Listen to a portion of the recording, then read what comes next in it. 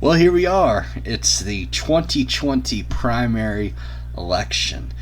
Early voting started today, as a matter of fact, and I am going to give you my choices on who you should vote for in this 2020 primary election. Now, if you're watching this video for the very first time, or on this channel for the very first time, know that all of this ballot is for the state of North Carolina. Of course, there's some federal races, but mostly it's state office, and then I only have one local race. So this video is appropriate for the most part, whether or not you live in Guilford County or you live in Graham County. I said Graham because years ago I worked in the pizza delivery industry and had this boss who was British, and this coworker named Graham, and the boss always called him Graham. Okay, anyway, and yeah, I've already voted. Okay, so please don't try to comment on this video and try and change my mind or call me a dodo bird because I made the wrong decision or whatever. Don't do that, please. I've already made my decision. That's why I always do a video, and I do my Facebook sample ballot after I've already voted. Okay, so I'm just going to go right down the ballot. The best thing to do, if you want to follow along with me for the most part, is if you live in North Carolina at least, go to NC Board of Elections or go to your local county Board of Elections website. Then go to voter information, look up, type in your name and county of residence, and you should see what your ballot is going to look like on when you go to vote in the primary. Make sure you're informed in this election. There's nothing worse than going into the voting booth and having no idea what the ballot's going to look like and who you're going to vote for. There's no excuse for that, especially in this new technological internet age we're working on. Okay, so let's get started. Federal offices.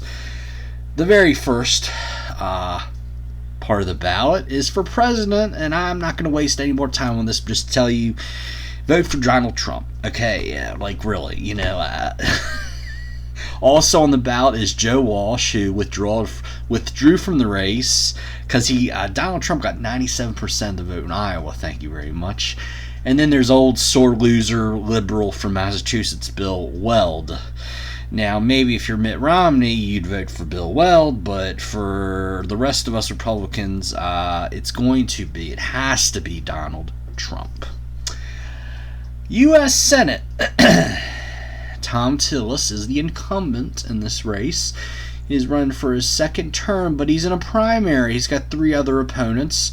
There's Paul Wright, Larry Holmquist, and Sharon Hudson.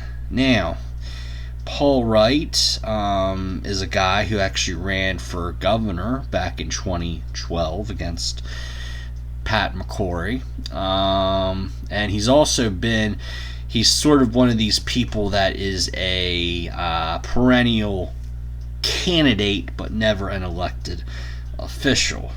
So because of that, we have to scratch his name off. I am also, Tom Tillis, he's been, for the last year or so, he's aligned himself with Trump, and he's been a good conservative, but for the previous 5 years, he's been more of a moderate to a rhino kind of Republican. So when I look at his term, and when you evaluate, especially federal elected officials, always try to look at the big picture, okay? 5 out of 6 years of being a rhino is, in my opinion, not good. The majority of the time he's been in the Senate, he's been a rhino. He has not been a conservative. And especially earlier in his term, he was a big proponent of amnesty and giving jobs to illegal aliens and people coming from Mexico illegally, taking away jobs from people who need them most, like me, who's a low-income blue-collar conservative, and that really bothers me. Okay, so cross his name off the list. Then we have Sharon Hudson, who I've never met before, but I do consider her a friend on Facebook, longtime friend on Facebook. She's been involved against the I-77 toll road, which unfortunately went through anyway down the Charlotte area. She's president of Widen I-77, which is an anti-toll road advocacy group. Okay. And then we have Larry Holmquist, who also lives right here in Greensboro. Okay, so I like both Sharon and Larry very, very much. But in this election, you always look at the substance of the candidates first, but then you look at their desire for the job. In other words, how hard are they campaigning for the job? Do I see them on Facebook every day in another part of the state at another GOP meeting? Or are they more kind of staying at home just saying, I'm going to let the votes fall where they may? And also, do they come to a local GOP function in my neck of the woods? For Larry Holmquist, the answer to all these questions is yes. Sharon Hudson, unfortunately, is generally, for the most part, no. So therefore, Larry Holmquist is going to be my choice for the United States Senate. Now, I expect Thom Tillis to win this race, but and I don't expect a runoff at all. All Thom Tillis needs is 30%. I think he'll get it, but still, this is more of a vote about Tom being a rhino for 5 years and saying, look, Tom, this term, if you get reelected, you better shape up, okay? This is a way of slapping him on the wrist, okay, so to speak.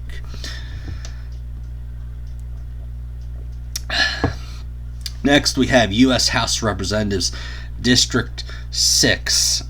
This is the new District 6 that's going to be all of Guilford County and the southern half of Forsyth County. This is going to be a Democrat-leaning district. So therefore, we need to pick a real good quality candidate to go up against the Democrats. There are two candidates vying for this office. One is Lauren Pichardo. Laura, when you look at her voter registration, she actually lives closer to the Virginia line. She does not live anywhere close to the 6th Congressional District. She lives closer to Virginia than she does Greensboro. The other guy is a man who I have tremendous respect and admiration for, and his name is Lee Haywood. Lee Haywood, prior to running for Congress, was the district chair for the 6th Congressional District. This was the old 6th District. This was Randolph, Lee County, Alamance, Rockingham, and those sort of very red counties, okay? But Lee decided to run because he's been a small business owner for many years, I believe in the manufacturing sector. But he finally decided, after many years of being an activist in the state party, decided to run. And plus, he supported Jim Womack for chairman. Not only that, but he also was one of the official nominators at the state convention for Jim Womack. So, and he also was a big part of the Conservatives from Guilford County group a few years ago.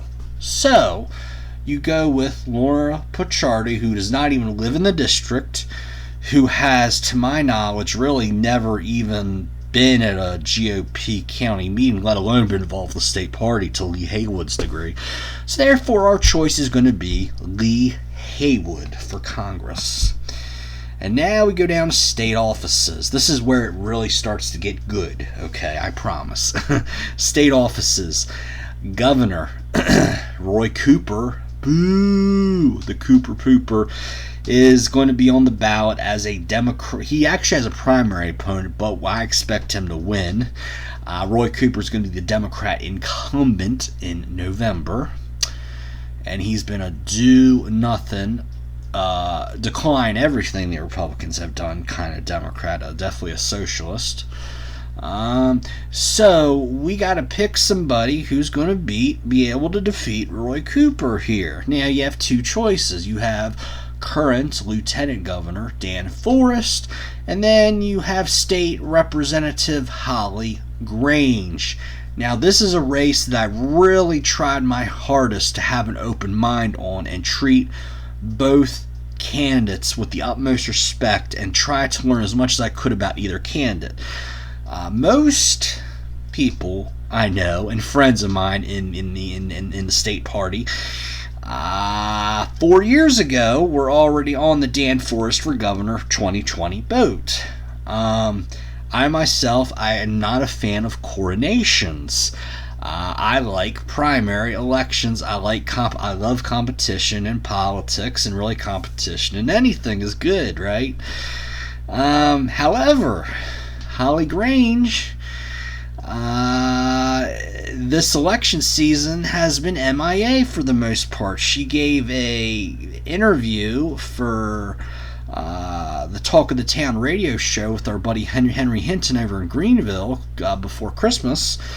But really, she is not. That's really the only interview that I know she's done. Dan Forest has done plenty of interviews. He's been on UNC TV. He's been on the Tim Pulliam Spectrum News political podcast, which I highly recommend. With that, he's been all around the state. Holly Grange, to my knowledge, has not really gone to any political functions. Dan Forest has been everywhere in the state. His campaign is a well-oiled machine. I see signs for him everywhere. Run, Forest, run. Dan Forest for governor. In 2012, he started with 0 and ended up winning that race. And 2016 got more votes than Donald Trump, believe it or not, in the state. So therefore, this is more of a vote of who was the better campaigner, not necessarily who had the better substance, but this is more about who was more accessible to the voters and who really wants this job. So my choice for governor is Dan Forest. Okay, now Lieutenant Governor. There are 9 candidates in this race. 9 candidates, as they say on Ferris Bueller's Day Off. 9 times. Okay, so, and with 9 candidates in this race, this was the toughest decision that I've had to make in this primary election, okay? So, I've tried, and believe it or not, I've been able to make a decision. Okay, so let me go through the candidates here. John Ritter of Moore County, attorney. John is a very, based on what I've seen in the forums, is a very happy-go-lucky guy. He's very upbeat, which a lot of times politics is a very dangerous, negative game, and we need that upbeat attitude. However, he has not really, his answers to these questions have not been very good. Been kind of boring. He's not the most exciting speaker in the world, that's for sure. And at times it's hard to hear him speak. He's not the most polished speaker in the world. And also, I've never heard of him before this race. So John Ritter, cross him off the list. Mark Robinson, okay? A lot of you who are viewing this video like Mark Robinson, okay? And I understand. He is a very passionate speaker. He has a great story. He came from poverty. Father was alcoholic, and he has one of, I think, 10 children growing up. He's worked in the manufacturing sector for years. NAFTA really hurt him and his company back in the 90s. And he, of course, has this big speech up on YouTube to the Greensboro City Council about the Second Amendment and how passionate he is. So this is one where, going in, I like him as a candidate. However, I feel his campaign and his answers a lot of times to these, going to the candidate forums and the way he answers the question, it seems to me like he's trying to run more of a national race. He's trying to run for Congress or Senate rather than trying to run for lieutenant governor. And, and he's just not, in my opinion, really fitting into that mold of, look, Mr. Robinson, you're running for the number 2 man in state politics. Yet everything that I'm feeling from him is he should have ran against Tom Tillis in the Senate primary. But Mark Robinson, great guy, but because his campaign is a little too national, and not really specific, I feel it feels like he's run for lieutenant governor of Nebraska. He could be run for lieutenant governor of Nebraska rather than North Carolina. So I have to take him off the list. Scott Stone is a candidate, a former member of the legislature from the Charlotte area. He's not a lawyer, thank God. He's actually a civil engineer, has his own engineering firm, and he'd be the kind of guy who I would like to be lieutenant governor, having that transportation background. However, his attendance at these candidate forums has been horrendous. I think he's only gone to, there's been like 5 forums at least around the state, and he's only gone to 1.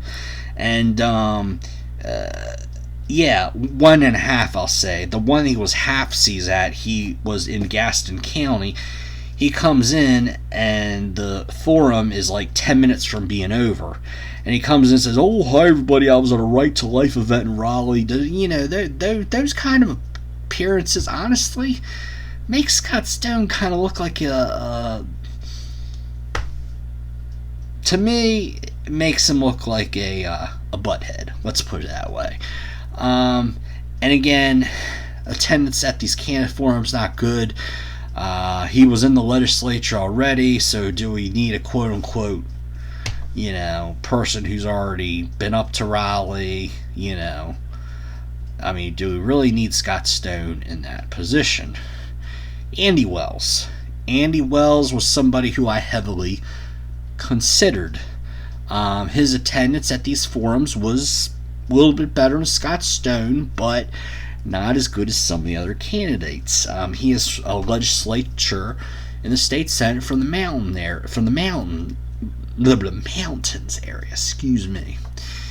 One of my favorite moments with Andy Wells was when they were talking about, hey, should we sell off some of these? We have all this empty office space in Raleigh.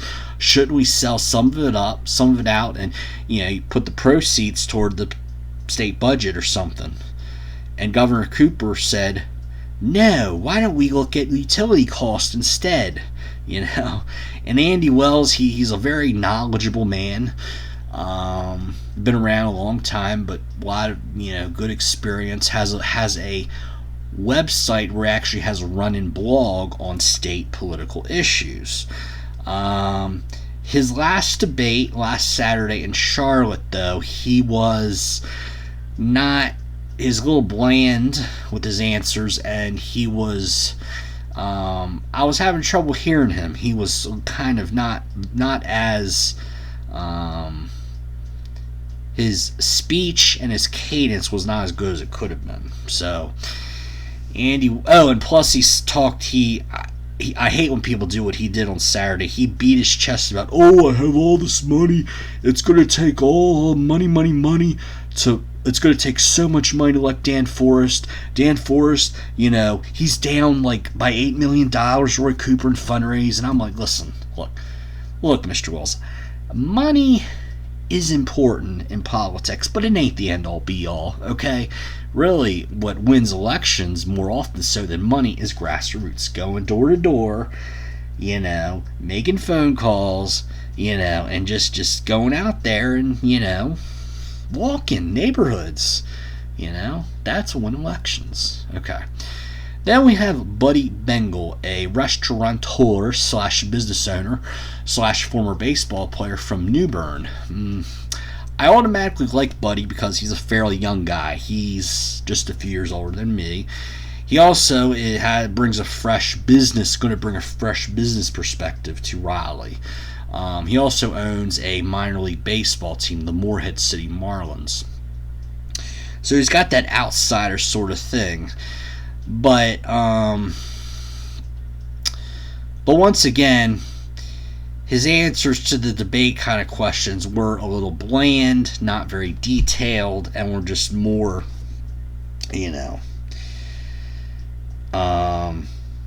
your standard generic Republican answer, I should say.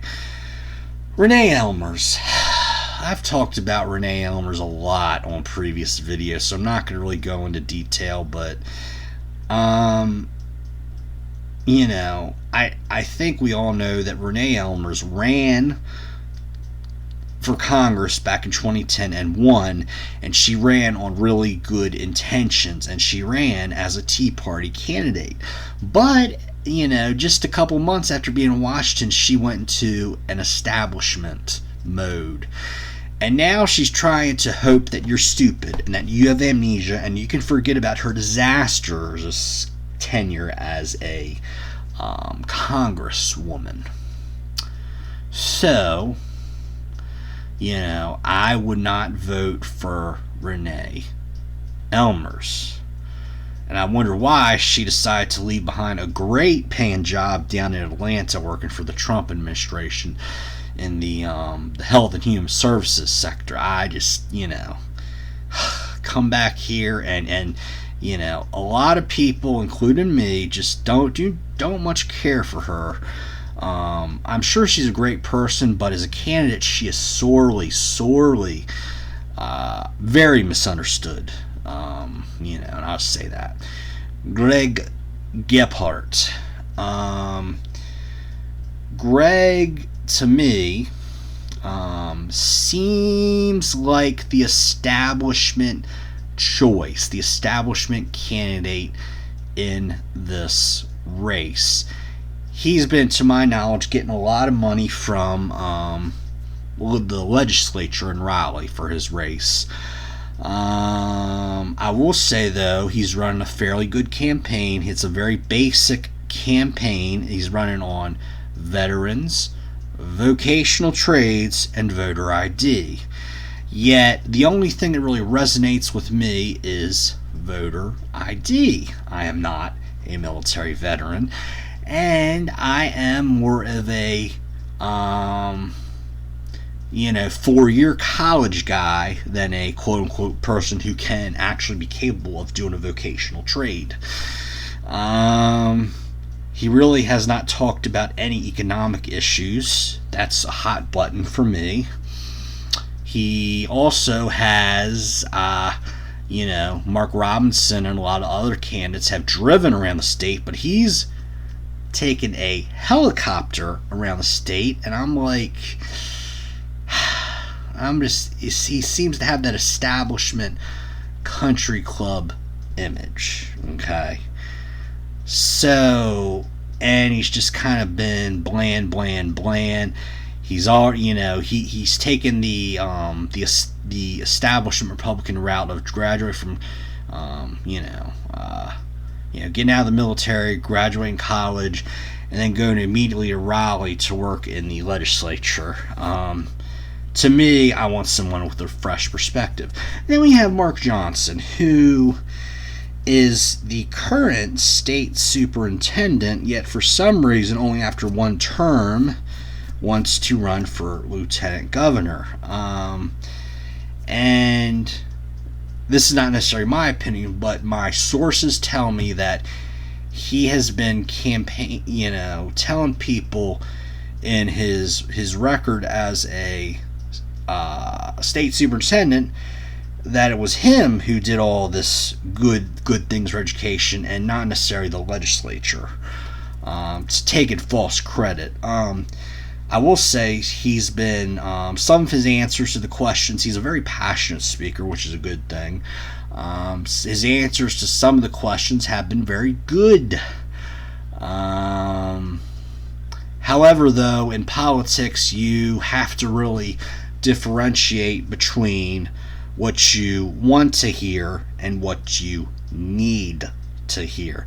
He did answer a question about transportation in Gaston County a couple weeks ago and said, look, no more toll roads. And he talked about how Gaston County was not getting their fair share of transportation money, but Cabarrus County was. So he was very detailed in that. But Mark Johnson, just from what I've, my sources are very credible. They've lived in the state a lot longer than I have, so I have to trust them on this, that Mark Johnson is not a good choice for lieutenant governor. But who is my choice for lieutenant governor? It is a lady from Mount Airy named Deborah Cochran. Deborah Cochran served as mayor for a few years, also was on the Mount Airy City Council. She lowered taxes. She recruited a company from Memphis to Mount Airy without incentives. She's also a business teacher. She's also been a radio host, and she's also extremely active in her church and with the Salvation Army in the Mount Airy area. She's very well-rounded, very knowledgeable.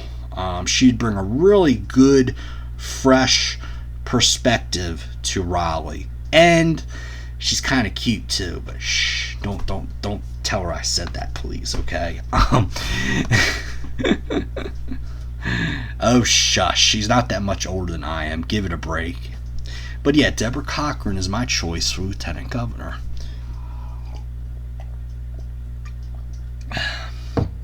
Attorney General. 3 candidates in this race. We have Jim O'Neill, a prosecutor from Forsyth County, Sam Hayes, and Christina Mumba, however you pronounce Rumba, I know, Zumba, also from the Raleigh area. Jim O'Neill, from everything I've researched about him, is a rhino candidate. He is for sanctuary cities. That is bad news. Christine Mumba has given money on numerous occasions to Josh Stein. Okay. So just by that, Sam Hayes would have to be my choice for Attorney General. I heard him speak actually yesterday at a luncheon in Winston-Salem. He is said to be a very consistent conservative, okay? And just based on everything I've seen around Facebook and doing a lot of research for Sam Hayes seems to not have any baggage. O'Neill and Mumba do have some baggage. Auditor, 2 candidates again. We have Mr. Anthony Wayne Tony Street, aka Mr. Anthony Street from Brunswick County, and Tim Hagemeyer from Wake County. The job of auditor is not the most exciting thing in the world, but they are supposed to be a watchdog for taxpayer dollars. Tim Hagemeyer is a very knowledgeable guy. He worked actually for current auditor, the Democrat Beth Wood, and also worked under what's his name, the last Republican auditor. I forget him, but yeah, the last Republican auditor back in the 2000s. However, Anthony Street has been running for this office for a long time, for over a year now.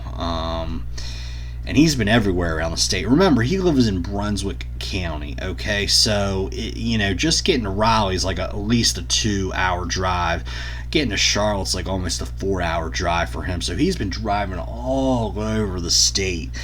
And, I was at a candidate for him last September in Chatham County, okay? This is west of Raleigh. So this was at least like well over a 2-hour drive for him. And he stayed throughout the whole forum, and at the end, as I was leaving the forum, this is like 9:30 at night. Guess who was outside handing out information? It was Anthony Street. He was still there at 9:30 at night. Keep in mind, he had like a 3-hour drive back to Brunswick County. Tim Hagemeyer did not join this race until the filing period, I think, in December. So, again, I'm sure Mr. Hagemeyer is very well qualified, but I got to go with Anthony Street in this race. He is also works in the construction industry. He's got a bachelor's degree, master's degree, small business owner, also does some things in the oyster business, I think. Great man. Okay. Commissioner of Insurance. Ronald Pierce of Charlotte and Mike Causey. Where's Mike Causey from? Nobody knows. Okay. Mike Causey has really not campaigned much for this office. He was at... There were like 5 candidate forums. He was only at 1, and of course it was in Charlotte. And Charlotte Republicans tend to be a lot more establishment than Republicans around the rest of the state. Okay. And he was only at 1. I went to like 4 district conventions and 12 county conventions last year. And you know how many events out of the 16 events I went to? 1. Okay. Oh yeah, and his last state convention was 2 years ago in Hickory. So he's not a candidate who goes out there and really tries to associate with his base, which in my opinion is not a good thing. Ronald Pierce, however, has been everywhere. Just last night he was at the Guilford County GOP meeting. Excuse me, Monday night. Oops. Yeah, I'm recording this on Tuesday, by the way. But Ronald Pierce has been everywhere. He's been, every single political function I go to, he's there. The guy wants the job. He even said back on Monday night that he's running because he wants the job. He would actually make more money as a contractor than he would as insurance commissioner. And look, I think he's telling the truth about everything. I don't think he would take the time to write a blog and also publish a book if he was lying. He is telling the truth, okay? And if I'm wrong about Ronald Pierce, so be it, but I think he's telling the truth on everything, And another thing about Ronald Pierce is he's actually, I've heard from Republican candidates for insurance commissioner over the last 2 or 3 election cycles here in North Carolina.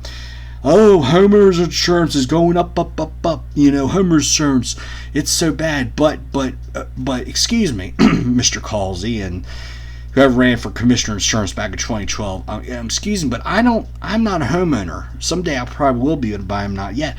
What about my car insurance? Aren't you going to talk about that?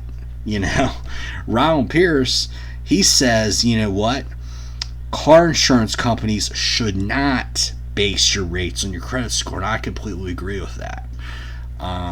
He told me, says against the law, but insurance companies forced to do it anyway, and he says that insurance companies are coming to North Carolina doing whatever the hell they want, and they're getting away with it because according to him at least, Mike Causey is not is being walked over by the insurance companies. Commissioner of Labor, we have 3 candidates. Chuck Stanley, Who's Chuck Stanley? Anybody know? I don't know either. Josh Dobson and Pearl Burris Floyd. I love that name. Very southern. Pearl Burris Floyd. Don't you love that? Okay. Josh Dobson. I was reading some good things about him on the Daily Haymaker about how he used to work in retail, I think for Family Dollar for a number of years while he was going through college, but never talked about that at any of the candidate forums he was at. And he also voted to block Dale Folwell from reforming the state health plan. That's a big, fighting against Dale Folwell is a big no-no in my book. So, and Chuck Stanley, where is he? He has not been in any events, no forums, no nothing. Is he even campaigning? Is he even alive? Who's Chuck Stanley, right? So, Pearl Burris Floyd is my choice for Commissioner of Labor. Why? Well, she's very experienced. She's had over 30 years of working in hospitals as a hospital inspector, lab inspector, inspecting boilers and chillers on buildings to make sure they don't blow up and destroy neighborhoods. Her father was also very conservative, and she talked about him a lot at a speech she gave to a luncheon in Winston-Salem earlier this week, talking about how her father taught her how to shoot a gun, but also how to be a responsible, safe gun owner too. Everybody in her family, her brothers, sisters, and children have college degrees. She's a very big supporter of Dale Folwell too. And everybody in Raleigh knows her too. And she just is a very good person. Oh, and did I mention that she's black? Yeah. So, the Democrats always want to pigeonhole the Republicans. Oh, you're just a bunch of old white guys. And I'll say, that's my friend Pearl Burris Floyd over there. And you see, she's an African American woman. It's diversity, baby. Okay, Secretary of State. The lieutenant governor race, 9 candidates, 30% to win. That's probably going to a runoff. But the Secretary of State race, this one might surprise people too. It's probably going to be pretty close. You have 3 very good candidates here. You have E.C. Sykes of the Raleigh area, Chad Brown of Gaston County, and Michael LaPaglia of Durham. Okay. I got the window open, so you might hear a plane every now and then. But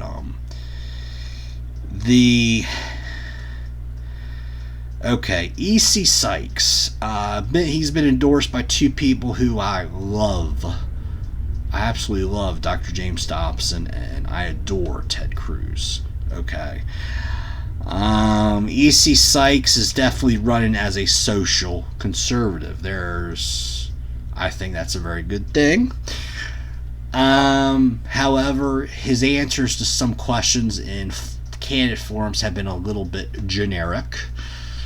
And also, I'll never forget what his wife said to Guilford County GOP back before Christmas time.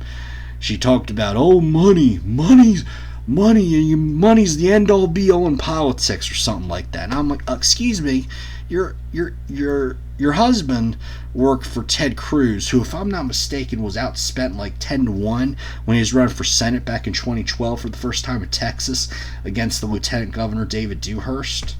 And yet Ted Cruz won not because of money or fundraising, but because of grassroots activism.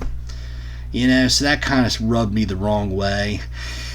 And E.C. Sykes has never really talked about illegal immigration. Chad Brown, county commissioner from Gaston County, really has a good economic background. Has recruited a lot of companies and jobs to Gaston County. Secretary of State, one of their, they're like a little bit of the economics guy for the state. They in charge of enforcing regulations for businesses, getting businesses the proper permits and paperwork and that sort of thing. Chad Brown was also a baseball player a while ago for my favorite team, the Orioles. However, Chad Brown has not really, he's mentioned the illegal notaries that the Secretary of State, Elaine Marshall, what a disgrace, has given. But neither Sykes or Brown have really led on the illegal notary issue like Michael LaPaglia has. Michael LaPaglia ran in 2016 and he got 48% of the vote, came within 4 points of defeating shady Elaine Marshall. He's been the closest Republican since Richard Petty ran against her in 96. Yes, Elaine Marshall's been in that seat, folks, for 24 years. It's crazy. Isn't it time for a change, right? Again, and also the Republicans have never ran the same candidate in the back-to-back election cycles. So there's the thing, Michael LaPaglia got 48% of the vote. Don't you think he'll finish the job this time? I think he'll do. He will. And he's been doing a great job of leading on this illegal notary issue. So you know what a notary can do? Well, notary, you can register cars, register homes. Oh yeah, you can also use it to authorize an absentee ballot. Yeah. So, giving illegal aliens the right to become notaries is not a good thing. So Michael LaPaglia is my choice for Secretary of State.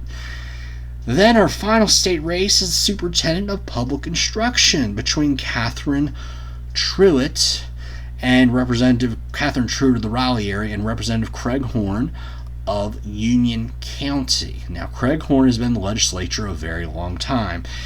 He served on the Education Commission for 4 out of his 5 terms. Okay. However, he was at a Tea Party meeting out west a little while ago, and he did not stay to take questions. And he was also, stayed at the Guilford County meeting for like 5 or 10 minutes and then left. Now, I've met Craig Horn in person. He's a very nice, decent man. Very decent Republican. But he's been in Raleigh for 10 years. Catherine Truitt is an outsider. She started as a teacher and then was education advisor for the McCrory administration. And then she's also chancellor of Western Governors University, which is a fully online university, right? So you have somebody who's been a teacher, who's been chancellor of an online university, Isn't it time to get somebody with a fresh perspective on education? So therefore, Catherine Truitt is my choice for Superintendent of Public Instruction. And then finally, I have the one local race on my ballot, Board of Commissioners for District 6 between Jim Davis and Jason Ewan. Both of these candidates have been pretty underwhelming with their information. Neither one, to my knowledge, has a website. One of them has a Facebook page. They both have LinkedIn pages. Jim Davis seems a little bit more qualified. He's worn a lot of hats in High Point. I live in Greensboro, yet both candidates are in High Point. That tells you how gerrymandered the district is, right? But guess who showed up to the meeting back on Monday and here in Guilford County? It was Jason Ewan. So if I don't know the candidates very well, I got to go with who showed up, and it was Jason Ewan. So Jason Ewan gets my vote for commissioner. Well, I hope you go vote if you haven't already. Good luck. I hope you watch this video, learn some things, and if you agree with me, great. If not, then hey, you have the right to make your own decision. For the Conservative Pelican, I'm Bobby Crawford. Bye bye. See you later.